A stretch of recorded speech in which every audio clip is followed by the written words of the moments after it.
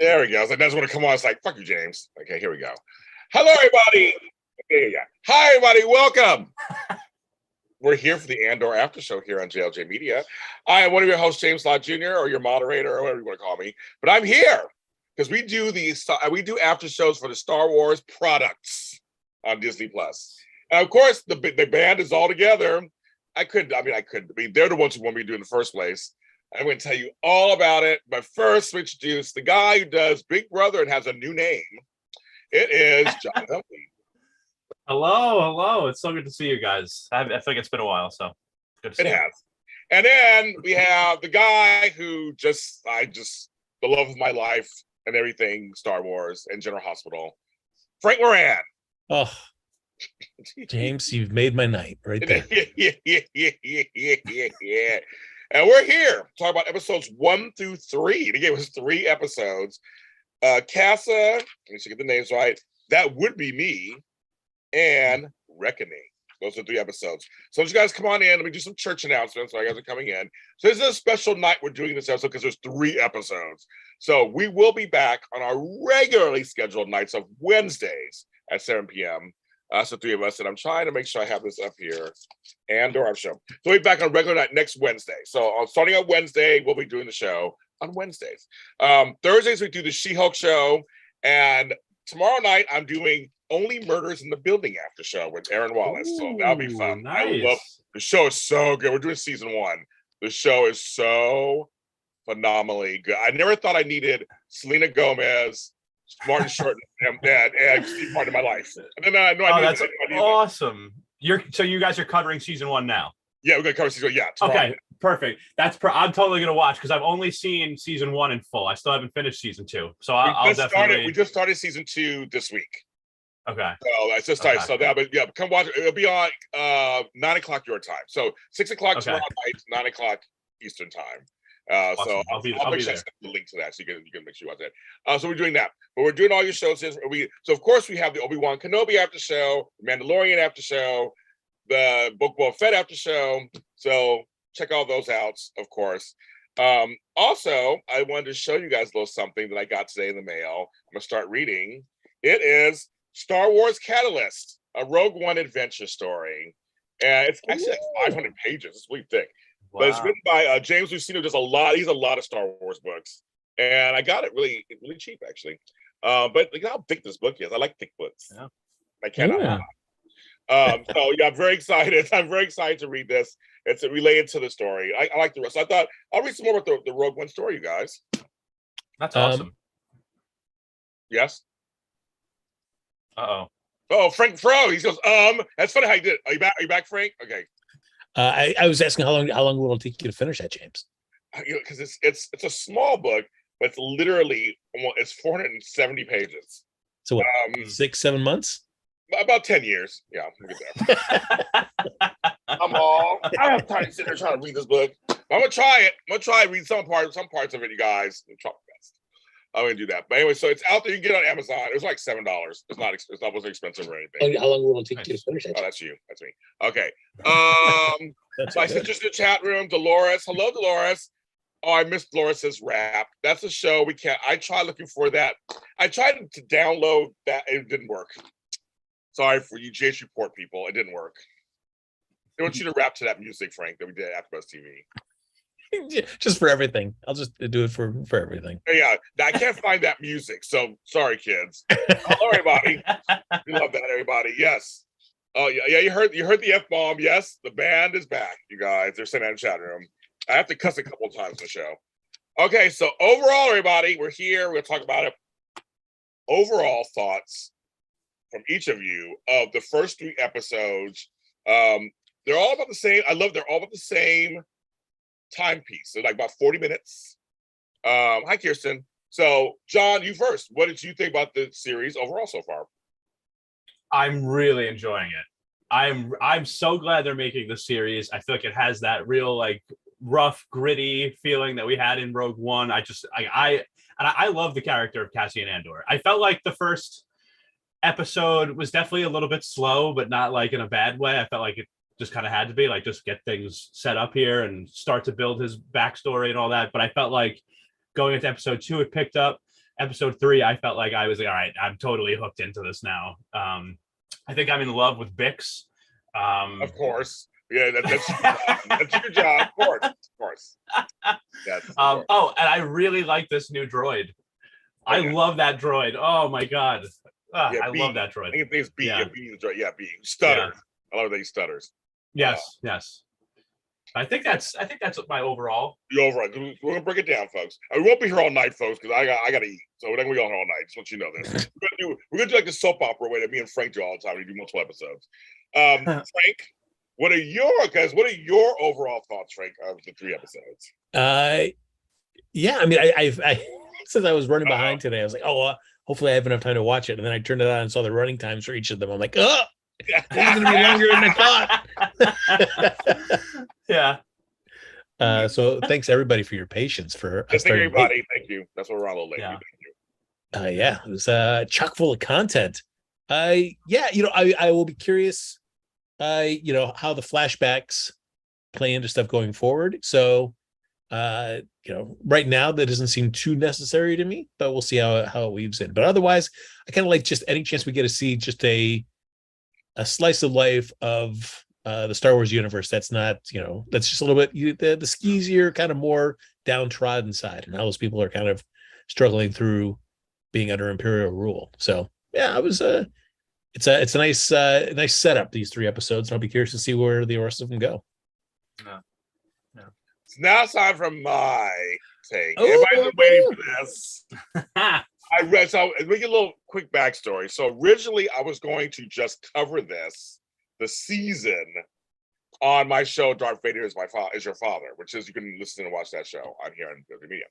I was going to do an after show. Then the fellas said we should do an after show. We like working together. And I wasn't excited. I loved Rogue One, but I wasn't like excited or anything. Saw the trailers. I was like, waiting for me, but I said, I'm going to do it. And I told Frank and John on camera, if you watch us on Boba Fett show or Kenobi show, I said, if this show sucks, I'm going to go off on camera. Frank got excited. John got a little worried, but Frank got excited. He's like, you got to do it. So that's the backstory. Here's what James Lott Jr. of JLJ Media thinks of this series. I think it's my favorite series since The Mandalorian. I am very, very, very, very impressed and shocked how much I enjoyed it. I have to say, overall, I like the story. I like the cinematography, I like the way it looks. I like the characters so far. I don't know any of their names, so I have nicknames for everybody. I don't know their names. Everybody. So again, they say a lot of names. Everyone had an accent. Basically, it was kind of crazy. It's one of the first Star Wars shows that almost everybody had an accent from somewhere else, not America. Like they had accent from somewhere else. Interesting. I didn't think episode 1 was slow. I kept saying that. I didn't think it was slow. I actually thought it was a great pace. For me, I was like, we'll get into that, of course. And 2 and 3, I really enjoyed it. I am very shocked how much I actually really. This feels like a straight up regular Star Wars series. Like no big flash, no, like we weren't like we knew about him, but like other shows like Boba Fett was a big draw, or Obi-Wan Kenobi was a big draw. Like this one just felt like it's a story. We're gonna tell a story, and hopefully you can follow the story. And I'm like Frank, I'm like, I don't know what the flashbacks mean yet. But I have a feeling at the end of the 3rd episode, I kind of got an idea they're trying to tie something together with the flashbacks. So I'm like you, I'm curious how that pans out. But no, I'm impressed. I don't even say I'm totally impressed. Yeah. Well. Wow. Look at that. So Frank and John were correct to do this. I had no problem saying I was wrong. I will acquiesce, Tebow. So I enjoyed it. Man. I really liked it. I'm really enjoying it. Yeah, everything's better than Boba Fett, folks. Hello, can we get real for a second? Everything's better than that. Okay, so you know what I also just love real quick. I know you mentioned the run times, which I love it so far that it's like 40 minutes each episode, because I feel like we've gotten some other series that we had like 30-minute episodes, like Book of Boba Fett and stuff. But even just the fact that we're getting 12 episodes in this season. Like they dropped 3 episodes all at once. That's almost half of a season of one of these other shows. Meanwhile, we still have 9 episodes to go here now. I'm just, I love that. I hope they stay at like 40 minutes or so, and that continues for the whole season. So that was it. No, I agree. I like the length time because part of the problem with these changing lengths is sometimes you're like, well, that either was a waste, or if you added 10 more minutes, that would actually help the story. You know, it's always problems with some of the shows, not just Star Wars, just some shows, period, who have varying run times. So 3 episodes at once. Okay, sure. The first one is Casa, which is what Cassie was called as a kid, apparently. And he was in a tribe of kids on this whole thing. And basically, it's all about this ship landing there, crash landing there. So their whole story is tied into basically Cassian getting on the ship and going buck wild in the first episode. Okay, something goes like it's more in there on that one. Let's see. That's the next episode. Yeah, so them just trying to figure out who they are. We're seeing some flashbacks, getting part of his life. But it always starts, every Star Wars series always has some kind of cantina or something with music playing, little house music playing in the background. But apparently it was a bordello or something, a brothel. Didn't realize that until later. And we have action, to me, right away. When he kills the guys, I was like, oh, they're not playing.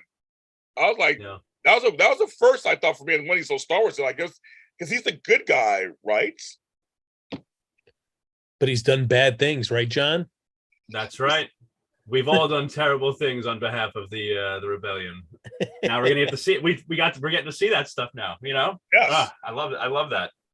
I did too, because it was some cookie cutter, Disney version of the show or whatever. It was like, oh no, the guy was pleading for his life. He shot him in the face. That's it. So let's first go with I'm trying to get this all because it's all still new sort of stuff. Let's get to that first episode. Basically setting the scene. They're on Ferrex. That's the island that he is on. We get this. I call him Stiff Guy. I don't know who he is from oh my God, what's it called? I think I wrote it down. From Preox Morlana, because after he killed the son, now so the whole thing is they're going to try to get him, of course, because he killed these 2 guys. But first, we don't know what's going on with Cassian. We kind of see him. He's trying to find his sister, apparently. That didn't work out. And so we see his planet he's on, very junkyardish, like Frank said, and all that kind of stuff. So, I mean, what do you guys think of the first opening scenes of the show? Let's go first. I will say I guess you were on a journey with Cassian to kind of see him maybe become a more fleshed out character. I mean, we've seen him from Rogue One, but I don't know. I mean, so far I'm finding him like the least interesting of all the characters that I was seeing in all this. I mean, what I do like is that so far we're not doing the stuff that we did in Solo, where we're kind of feeling the need to how did he get his last name Solo? Let's really do a scene about that. I'm glad we're avoiding that.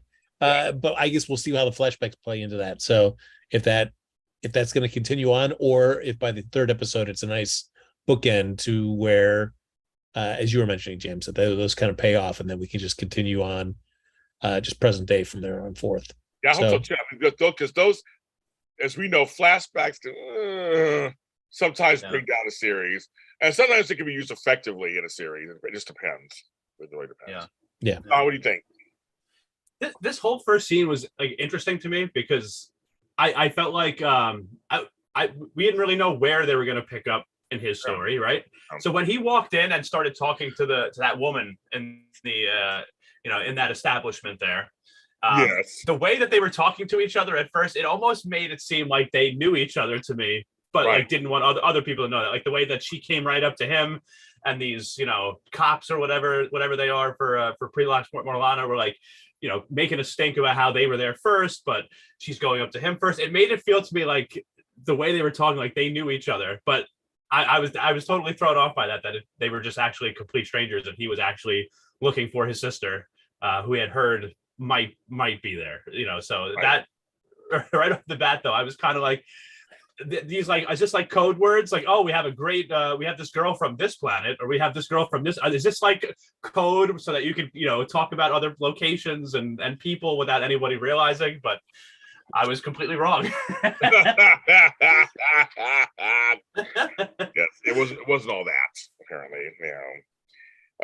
But that whole scene, I mean, I just like that whole scene. I'm just like, wow, they really went there. So I was like, okay. They showed us a wall of gloves. I see that. Well, I'm saying gloves, but they're like wherever they were. Yeah, I mean, I guess it's for all the workers. That's where they keep their gloves. Like, yes, but it was interesting with the way that they would just kind of linger on that shot. Yeah, I was like, oh, all right, okay. Yeah. But you really get a real sense of the planet. It's kind of, you're right, like Frank said, it's kind of like this junkyard dog planet, and they got people building things over here. They just show some greenery later in episode 3, where I was like, oh, there's greenery when they were leaving. But it's just like this. They just all there, just kind of do that. We meet your girlfriend, your new girlfriend. That's right. That's right. And she has a boyfriend. Obviously, I don't even know what his name was. I don't even know his name. Tim or something. Anybody in chat know his name? I don't know anybody's names. They didn't say nothing. That's what they were showing, and their accents were so thick. Sometimes I'm like, I don't know what name it is. But I thought his name was Binks or Big. I said, no Binks, please. And then I thought, I think it was Tim. His name was Tim. like I'm not kidding. Like the most random. Sure. Let's call him Tim. Tim. Well, don't worry, he's dead anyway, so he's gone. Everybody him. So let's call him Tim. Sure, why not? I don't know. For me, I didn't really feel like investing, I guess, and really making sure I locked in on everybody's names in these early episodes, just because I'm like, this is all kind of just stage setting to get Cassian where he needs to go. So, are we going to see really any of these people other than Stellan Skarsgård? Stellan Skarsgård. Yes, everybody his name. Yes. And it looks like. Go ahead. It looks like that name, by the way. It is Tim, but with 2 M's. So they made it more spacey that way. Tim with 2 M's. I got that from an article titled "Andor's Tim is the worst boyfriend in the galaxy." John, I will ask then: will you Star Wars-ify your name by putting 2 N's on yours?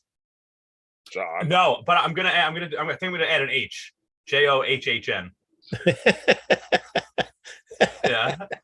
I think I would have 2 S's or something, or 2 M's. Jane. Frank. What's you now? Man.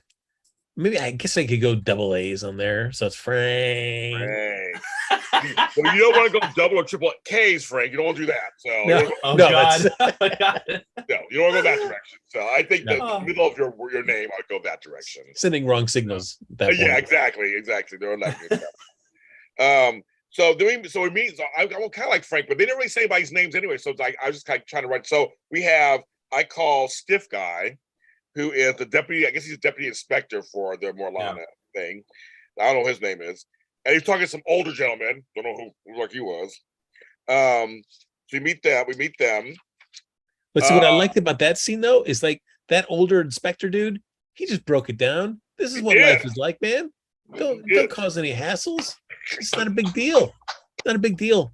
And you already knew like the deputy inspector. You knew his character type. He's the the guy that's like, I'm trying to make a name for myself, and I'm not going to stand by and let all you fuddy-duddies kind of stand in my way.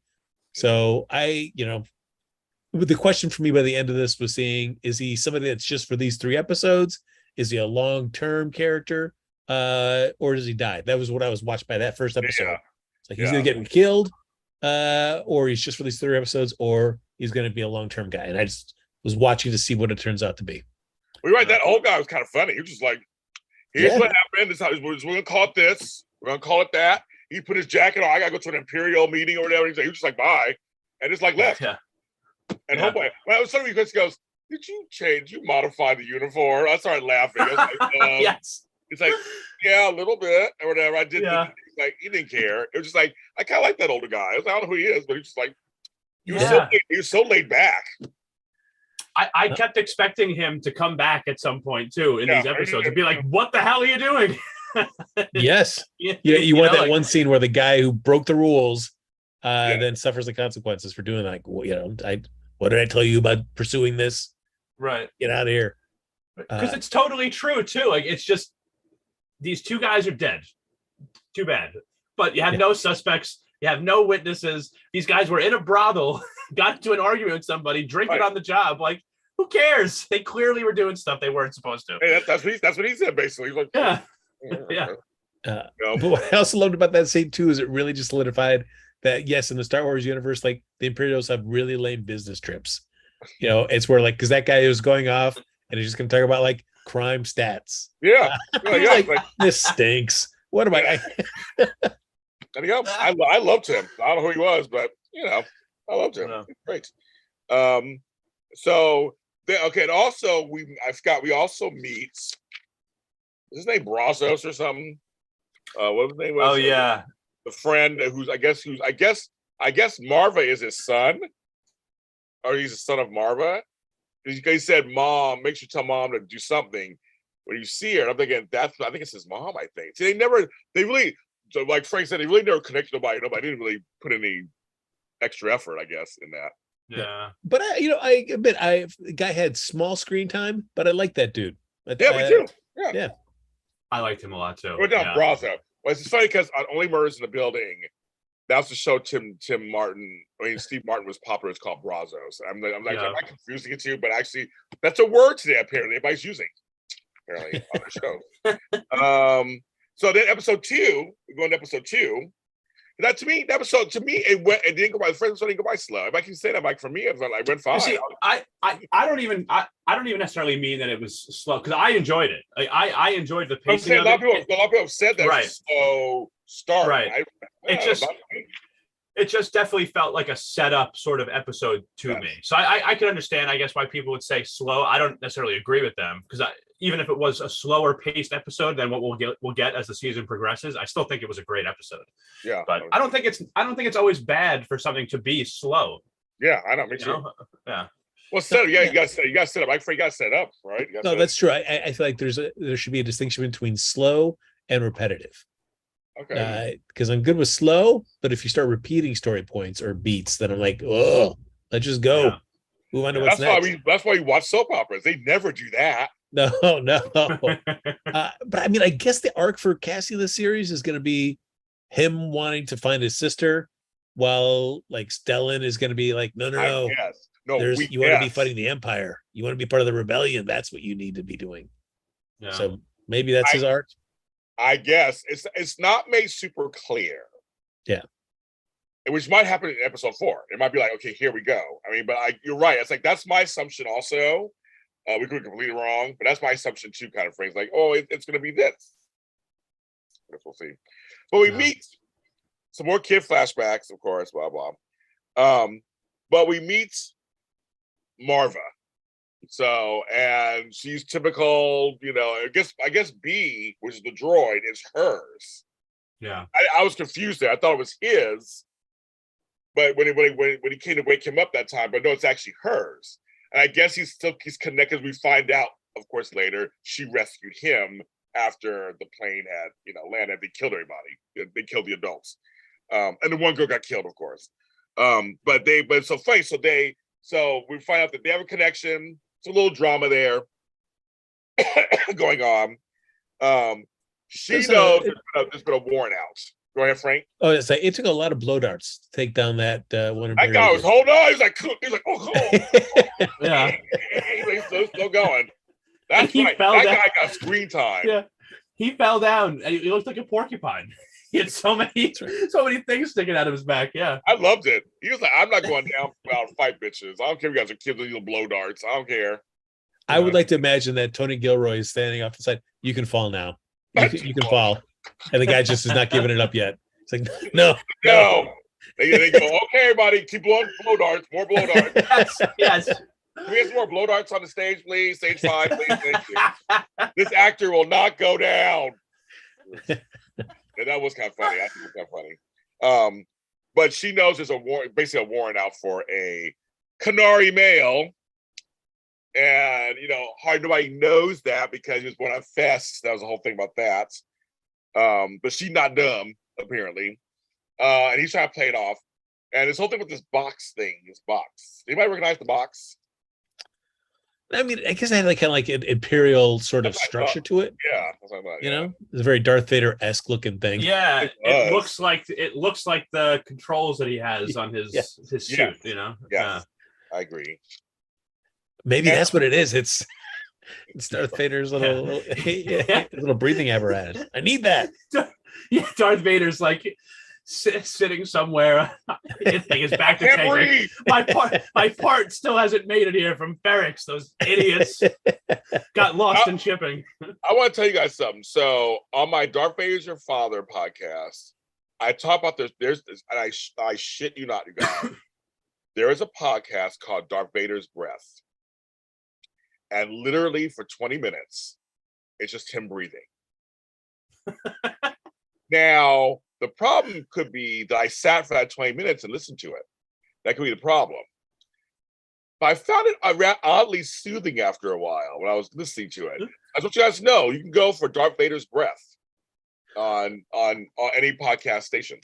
I would have. I was waiting for you to go. Was it weird that I sat there and listened to all 20 minutes, or that I listened to 4 episodes?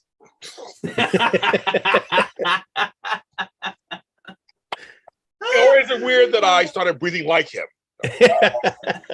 We're breathing in unison. That's what we were doing after a while. I was like, oh yeah, I'm breathing like you. It's out there, kid. Anywho, we also the bad boyfriend Tim with 2 M's, we'll call him, of course. Because Cassie and I went to what's her name? Bix? Bix, yeah. Bix. We stand Bix, yes. Okay, we stand Bix, everybody. You heard it here first. Because she's keeping secrets, obviously, from him. So he's a suspicious boyfriend, of course. So now he sees them meet up somewhere and talk, here's what's going on. He goes on the thing. And okay, you guys. I don't know what is it, 2058. I don't know what year it is in this universe. They have phone booths. There you go. Yeah. Frank. He walks into a thing, looks like those old time with the shield when you go into the phone booth. That's what it looked like, Frank. You know, I mean, it's a downtrodden planet. They don't have all that fancy stuff in there yet, James. Like, personal communication devices. They got a jury rig and use like public communications and stuff. Yeah. And was it me, but did the creature next to him have an attitude when he walked over, like, excuse me on the phone? He did. He had a little attitude, like, excuse you. He gave him a little double take. He did. I'm not crazy. He did, right? He did. Okay, yeah, he did, folks. Well, Tim with 2 M's was like walking up, stumbling up with a flask. Maybe he was like, "Oh, what is this? Get this guy away from me! Just trying to be on the phone here." But then, I couldn't sleep. Little booty call, man. I was just like, I couldn't sleep. No. And I thought, can I come over? It's okay if I come in. He's like, sure. Then she takes off her jacket seductively. It was just like, snap. But I thought she breasts or something. I was like, we're going there already? But no, it's just a tight shirt on the shirt to do that. But she did come up and try to seduce him. Yeah. A girl can have needs, James. What? Yeah. Girls got needs. She had needs. She felt bad. Like, I'll pay it back with some sex. There you go. But he wasn't having it. Also, you guys. Wait, I think he was having it. I think they just cut away before he was having it. He looks very like, this is not good. I'm thinking, it's sex. Have it. And for all of us, please. He looked like he was not going to do it or something. Like, oh, you better go in and do it. But the next morning, he's sitting there. Now, this makes me laugh too. So I guess they still drink coffee. Also, that's interesting. He goes, "Do you have any?" Yes. Like caffeine. But he said, "I was going to make some or start some," but then he poured some right into her cup. I'm like, "Well, then you already did it already." Right. But I was like, "They have phone booth still, and they still drink coffee." Those are 2 things I just need to know, I guess. Oh, well, if we're talking about food, to hop back to the first first episode, or maybe it was the second one, where we go with Mr. Stick of his butt, deputy inspector, is getting more people to help him, and then one guy's just eating like blue colored He noodles. was. What That's was right. that? What was Yeah, that? it was What like- are you eating? I don't know if I need blue food. Just the blue noodles, just not like advertising. Yeah, that was Blue noodles, blue milk. Gross. Yes. Well, we got to mention that Binks is a mechanic of sorts. So we got to mention that. And it's also went to an underground place. I guess they have parts and shit. So make sure you mention that. But anyway, so the Preox, I almost said Montana, Morlana guy. So now they got fancy stuff because he's trying to get these people to sign them, whatever. They get a holographic image. So that was more fancier, Frank. I was like, that's more like it. That's true. More like it. But they said that it was for a I will say Kehlani. That's a singer, folks. Sorry, R&B singer. Sorry. Where Kanari person. But he doesn't say anything about that on here or whatever. But your man, stiff guy, staring right into his hologram. That's right. And we get brothel lady in to just kind of give the nod, like, yep. Yes, they did. Yeah. Did they? They brought her in. I was like, see, I'm like, okay, continuity. There you go. That was more than Jennifer Beals got it. I know. Oh man. Oh, Wow. Make she rest in peace. Yeah. Or I not have to say, her character. I was a little bummed that this lady came in to cooperate with this, this group of thugs, because I felt like she was complaining to Cassian about them when he came into the establishment. Like, obviously, like, a crime was committed or whatever, so the authorities will come and talk to you, but you don't have to say anything. Why are you sticking up for this like group of goons that's not even the Empire? They're just like the Empire's muscle in this system or whatever. I just God, I hated seeing her come in, and yeah, it was a bummer. Oh my God! In the chat room, they brought up NyQuil noodles. Do not even start that, kids. Mm-hmm. I talked about NyQuil chicken already. I already talked about NyQuil chicken you were doing. It's delicious, James. No, don't knock it. It is so good. If you watched the other day, I had a NyQuil intervention back in the 90s. That's all I'm going to say. So Mr. Stiff Guy gets some help. And first in the form of, I got his name, bless you. Thank you. Sergeant Linus Musk shows up reporting for duty. He's ready. He's ready. That's right. He's ready to go after Cassian and find him on Ferrix. So how many guys think we need? 12? 12. That's excessive. Guys. Yeah. Yes, you guys go ahead. I like that dude, John. He just seemed really he was dialed right into what exactly the deputy inspector wanted to hear. Right, like he is doing exactly what he's supposed to do in this part. Like it's like you hate this guy, but you also love him. Like I love that we got the line that they're fomenting. Pockets are fomenting. I was like, it's this guy. This is the guy that said it in the trailer. I was like, this is that asshole, but I love him. I freaking love him. He's entertaining to watch. He's a bad guy, but like, if you can be a bad guy in a show and like make people like you, like you're doing good stuff in your role. And that's what he's enthusiastic about it. He's just like, this is what we got to do, right?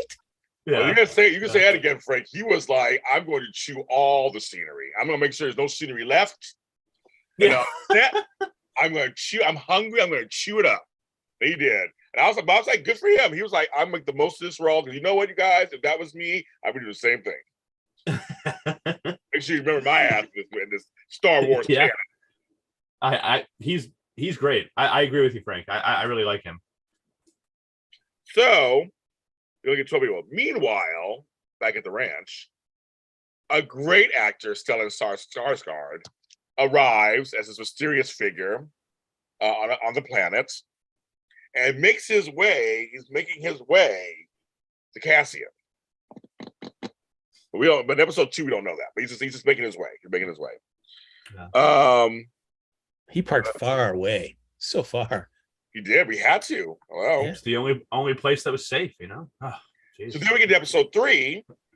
And so they're still doing the flashback thing. And so like I said, we get into the ship and all that. But we have Cassian and a building. He had these little walkie-talkie things. They always have those two, all these things. And so B can hear him and all that kind of stuff. We were in there. But this guy, I looked up his name online. It's Luthen Rail, I guess is his name or something. It's the character's name. He meets up with Cassian on this episode. And apparently it's because of that little box thing. They have like a deal. That's why we saw in the other episode where that big creature guy and the black dude are trying to get money out of him. That's a funny exchange. I got the creature guy. I liked him. Yeah. Especially because it was just like, well, he just told me to stand here. Yeah. Like, are you hunted for money? He's like, okay. So it's so there's lots of humor in it, but not crazy slapstick humor like She-Hulk or anything. But just regular humor where it's kind of like it's fine. Yeah. I don't know. It's tough because we know Cassian from Rogue One, but in and of itself, I was struggling to find why everybody was just so willing to help him. I didn't find him like that charismatic or that like, man, I could see even though he's kind of pushing and he's kind of using people of sorts, but he's also like he can suck you in, and that's why you want to help him. I just didn't feel that from him. I don't know. Did you guys? I did. I felt. What's what I felt? I felt there was two things. They're trying to show us that he's kind of a scoundrel of sorts. And so I feel like they showed us that. On the other side, I only felt that people wanted to help him were the women, basically. I feel like the men were onto him a little bit, but they were like they're all men. They're friends. We all kind of whatever. Yeah. Except for the one Brazos guy. Yeah, that's over him. But I feel like they're trying to show us like with Binks, there's something could have been there a little bit. I think it felt like it was a little something there, but she's willing to help. And then Marva, of course, cares him like a son, probably. So that's how I felt about that. I thought they showed it. They both Bix and Marva made a comment that apparently Cassian is quite a ladies' man. Yes, apparently. But it was funny. Women, and what I even know about? I was like, "Go on, girl, she's all naming the women, right. Like Julia and whatever." I'm like, "Dang, girl." Yeah. And then when Cassian showed up at Bix's shop or whatever with the bruise on his face, and she was like, "What did you run into one of the husbands of your?" Yes, the husband. Yes. Yeah, and I just thought that was funny because I did have that similar thought, honestly, that like everybody just seems to be willing to help this guy for whatever reason. Like it's just kind of odd. But I don't know. I guess he maybe just has that he can. Because wasn't there a comment also? I think it was Marva that said it to the droid actually, when somebody came to their house to ask like, "Is Cassian here?" or whatever, and Marva was like, "No, he's out with people of low repute, and he's gonna get into trouble that he can't talk himself out of at some point." And I was like, "Well, that's what we're seeing unfold here right now." Yeah. So like, he seems to be good at like talking himself out of things. But also has made some enemies along the way, like the guy that was trying to get the money that Cassian owed him, and then the other guy that told Cassian not to come back anymore because he was taking that shuttle or whatever to in the middle of the night to transport around. Like he definitely is getting some backlash for some of this some of his behavior, but it does seem like he just has like a ton of people that he just can randomly go to for favors. So and that's interesting. It did seem like everybody was just, to me, almost the point where it's like, all right, guys, we got it. Well, overly concerned about the bruise on his face from his fight. Like everybody's like, "Well, what's that?" Like everybody was just talking about that. I'm like, okay, we get it. Yeah. It's fine. All right, so here we go. So they meet up. They go back and forth. Skellen and whatever, they go back and forth. But they have a bigger problem, of course. And that is, on the other end, Marva, they come to her house. They're holding her and B kind of hostage. And of course, kind of, you hear me? Do you hear me? Do you hear me? What's going on? I'm like, oh my God. So he tracked his location. Homeboy knows they're coming to get you. And I love that how he was very, very Liam Neeson and Taken. He was like, first of all, rule number one, and he like just took the thing and threw it. Like, you don't have anything you can't carry. Rule number two, you always. I was just there. My favorite lines of the whole series. build your exit on your way in. I love that line. I was like, yeah, that was really good. He was very calm when he says, like, we gotta get out of here. We gotta do this. And Cassian is the emotional one, going kind of crazy. Meanwhile, they're going through the streets, and all of a sudden, I was like, that's interesting. The whole banging clay on everything, and the whole city kind of shutting down. And people, I'm like, that was interesting. It was interesting that they just let them keep doing it, because Over and over and over. At first, I thought I was like, this is kind of like they're sounding the alarm, right? Don't we want to just like stop them so we can just continue to go and get what we need without alerting anybody? But one guy said it's intimidation. Yeah. So they're like ignoring it, I guess. Like, they're gonna let them get to us, I guess. Right. It was interesting too, because like that's how I felt too. Like they're trying to intimidate, these officers, but they're also trying to warn people that like these officers are here. They're in the vicinity.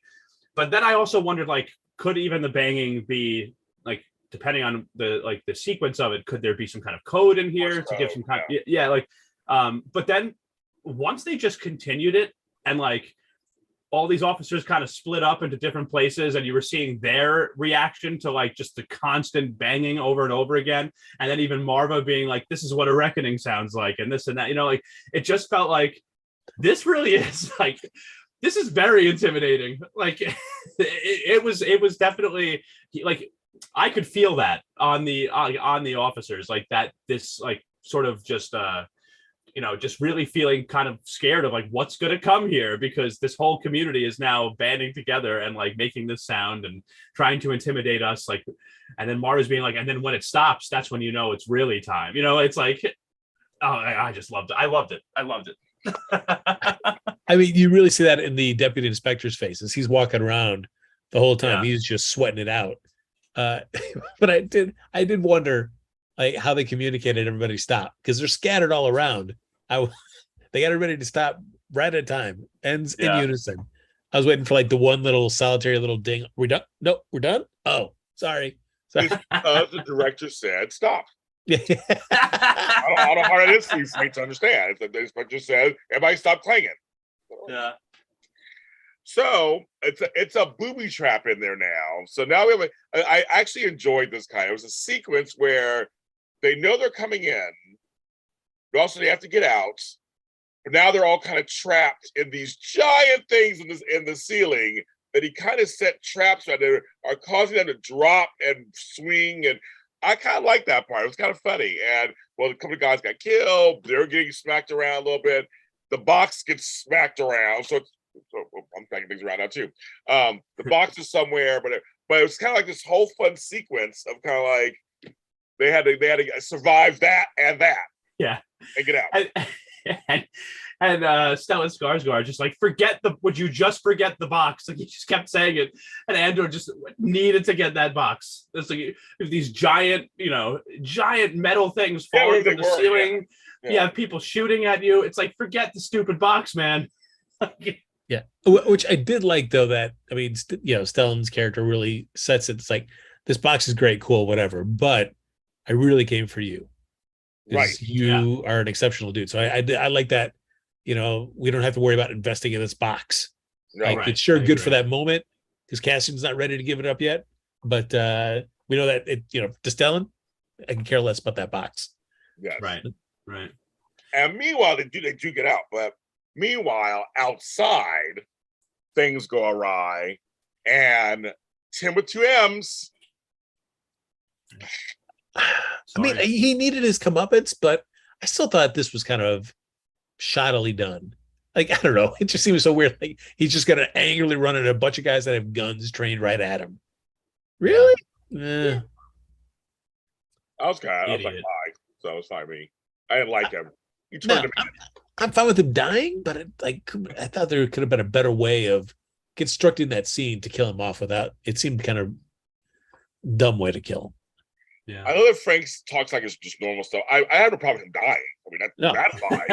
It's the way he went, that bug. I want more torture. Right. I was like, Frank said it's so normal. Just like, I don't know. I'm glad he's dead. I mean, I don't care about that part. He's got two M's. I don't care about him. Yeah, two M's, a 2M Tim. Get out of here. We get that. They said They don't belong in any galaxy. And in chat, they feel like Tim with 2 M's was killed too soon. Also, very interesting. Can I ask you guys a question? So back in that building, though, before Cassian and Stellan got out, when Stellan was talking about, "Oh, I know your father. I knew your father. They, they hanged your father." Yeah. So, does this mean the guy that Marva was with when they found Cassian on the ship, or does this mean Cassian's real father back in Kenari? You know what I mean? Like, did you guys think about that at all? I was curious about that a little bit. I mean about it. No, I mean, I admit that I thought that as well, and it's the only reason I could think that possibly the flashbacks aren't done. Yeah, right. If they wanted to touch on that as a story point, because I wasn't sure which way they're going. Right, because it's clear that something bad happened on Kenari. They were mining there. There was a bad accident. You saw that part where Cassian goes and looks at this giant, Yes. Oh yeah. Yeah, like this huge canyon. Yeah.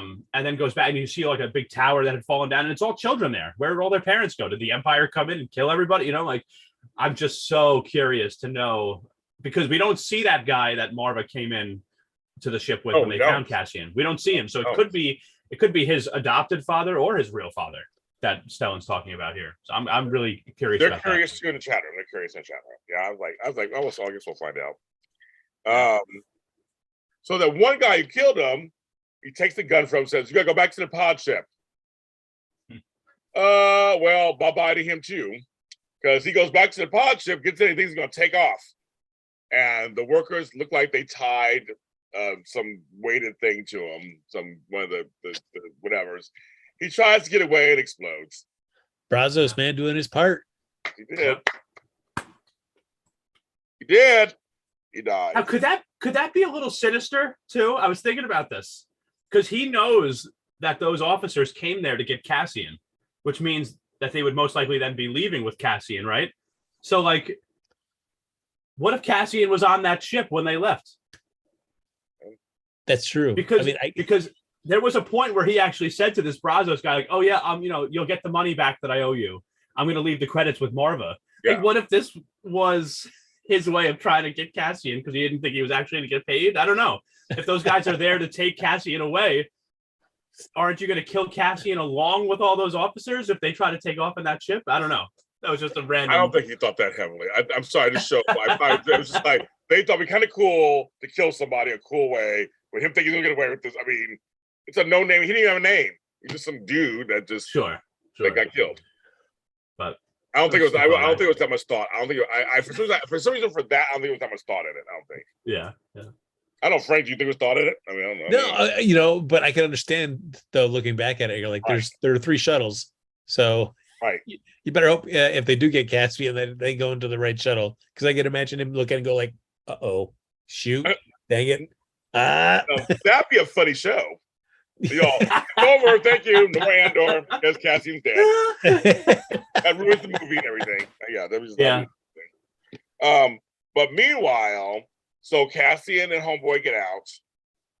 All of a sudden, I mean, everything's falling apart. It's all falling apart. Stiff guy is kind of pissed, but he's looking out the window.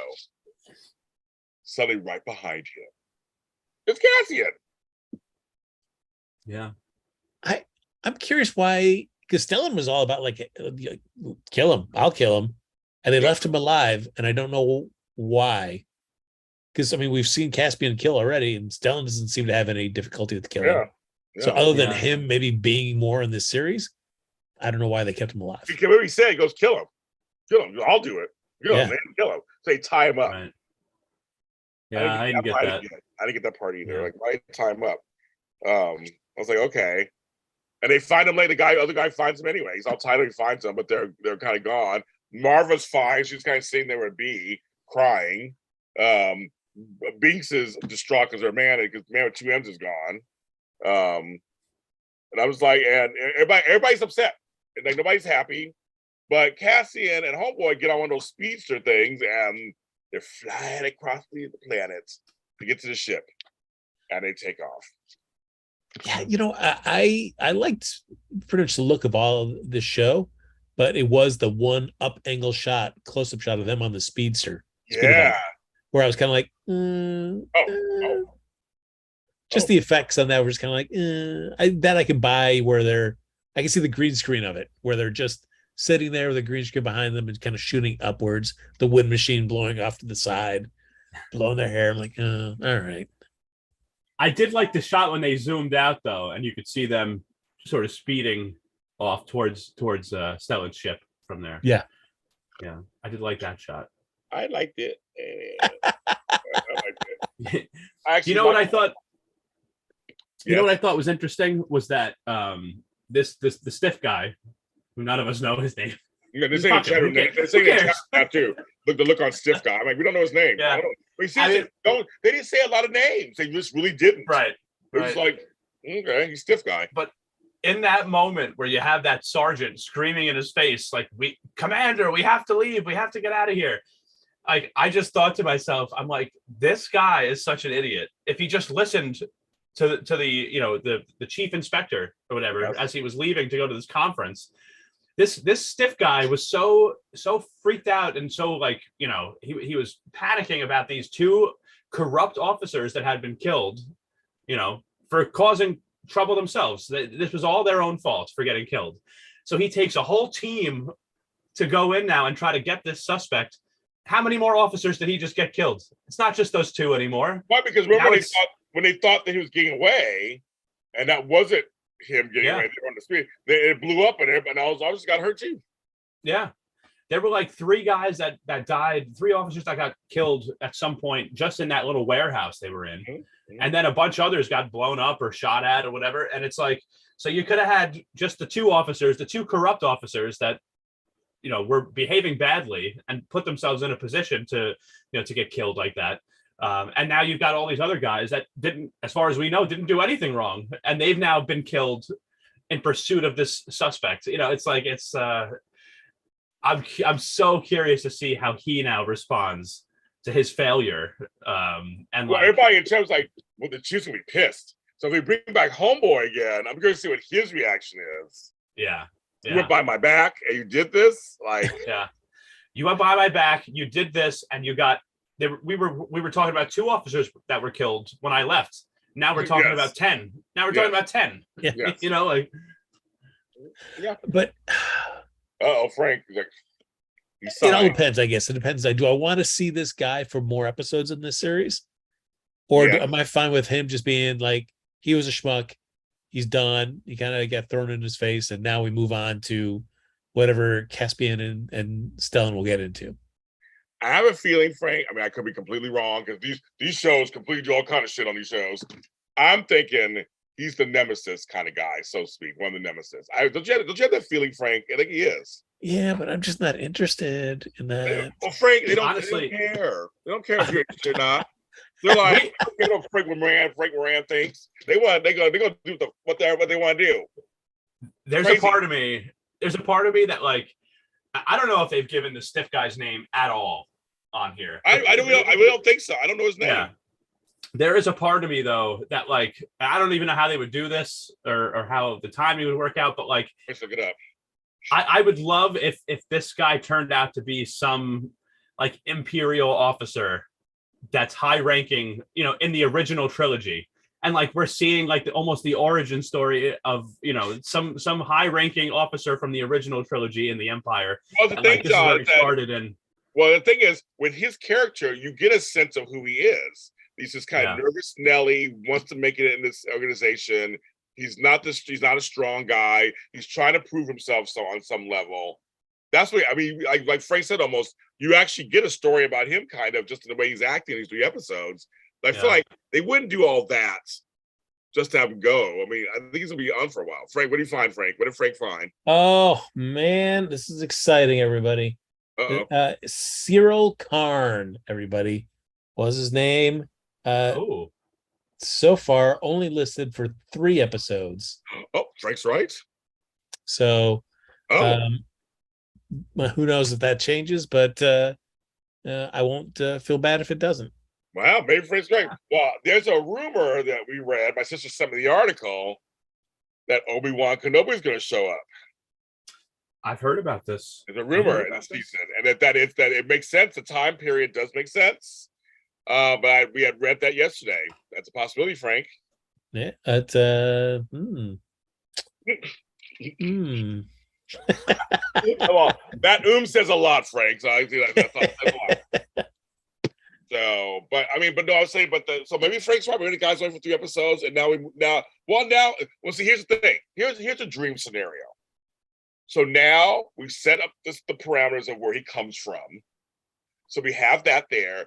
Now let's see him go forward, and like that's always kind of there. You know, always at some point. But like now let's see him with Stellan Skarsgård, his character, and like see what happens that direction. Because remember, he has to meet all those people he's with on Rogue. He start meeting people he's with, and then Princess Leia comes in at some point. Like, there's just all this stuff that has to happen. Like we're leading towards that, right? Yeah. Yeah, you know, I mean, part of me is like, if we don't meet Obi-Wan, I'm totally fine with it. I mean, because it's also like, hey, I'm just good with just like having a Star Wars story that doesn't feel like I'm checking a box that gotta have a cool Jedi in there. Check. It's like, no, let's just have it separate and let's just have it be its own thing. John, can I ask a question here? Would you rather have a second season of Obi-Wan Kenobi, or just have Obi-Wan appear on this series? Well, what's funny is there's a second season greenlit already for Andor. Right. For that. So, and Obi-Wan Kenobi, remember, there was a one-off. They said they would love to work again. That's what the actor said, but it's only a one-off series. Right. But I'm curious, just like in general, like, would you rather have another season of the Obi-Wan Kenobi show, or just have Obi-Wan show up like on Andor here? Show up on Andor. Man, it's tough because I'm thinking like if I had to have a Jedi or Jedi-esque character show up on an Andor, I mean, I'd probably want it to be Ahsoka, because I feel like Ahsoka's set up to be kind of like you could drop her into a variety of different series. We've already seen that already. Yeah. So like if she popped up in here, I'd be like, oh, all right, makes sense. That's cool. But like, I would love that. I don't know. Do I want to see him in there? I'm not gonna. It's not like I'm gonna shut my eyes if he shows up on the screen. We're like, no, I won't watch this. Yeah, we're gonna look at it. I can see it. If Ahsoka was to show up on this show, do you think Rosario Dawson still plays her? Yeah, I feel like that's a decent amount of time. Like that's a big time difference between when she's now on Mandalorian, and that time period to where I feel like now at this point Ahsoka's pretty young at this point still. True. Yeah, that's true. Yeah, I mean, throw on those tracking dots on her face. There you go. That's right. That's right. The ager process that you did with Mark Hamill. Yeah. I mean, but easier with Ahsoka since she's an alien and it's a little bit more forgiving. Yeah, definitely.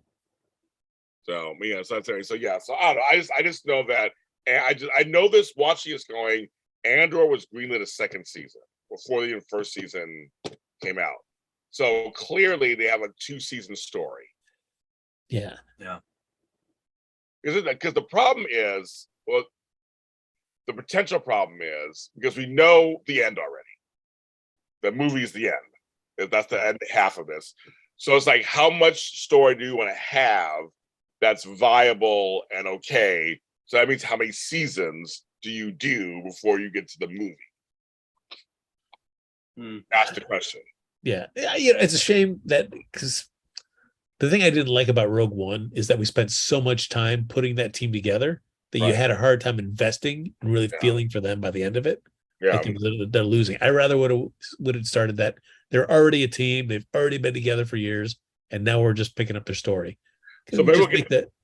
Right. So if they wanted to tie that stuff into Andor, where we see Donnie Yen's character or one of the other characters, where how they first meet, I'd be totally down for that. I was saying they might do that. They might do that. I was like, yeah, they might do all that. Because I'm saying that the whole point is kind of like, how many seasons do you how many seasons? So means how much story do you do? Then go, okay, here we go. Now here's the movie. Like, do you do 4 or 5 seasons of this? And there you go. Or do you just do 2 seasons and you got it? Like, it depends on the story. Yeah. What they tell. Like, is this series going to end with like the rebellion planning that little mission to break Jin out of the Imperial custody. You know what I mean? Like the last episode of Andor will be them saying, "Oh, we have to go get Jin Erso because her father, would love that. Galen, is working on the Death Star or whatever." You know, like I would love that. I would love that. It'd be a great nod to connect the two. That'd be wonderful. Right? But again, we got to see what happens with how popular this is or not. So that's another thing. And whatever ratings they count. I mean, I don't know what that means either. So these streaming services, I just don't know. That's my problem. You don't know what these ratings, what the ratings do, and what that means, and what constitutes a hit for these streaming shows. That's always the problem with all the streaming shows. Is always the problem. They'll say it's a hit. Okay. I mean, I think this show is basically like the Kingmaker. You know, if we're talking about it,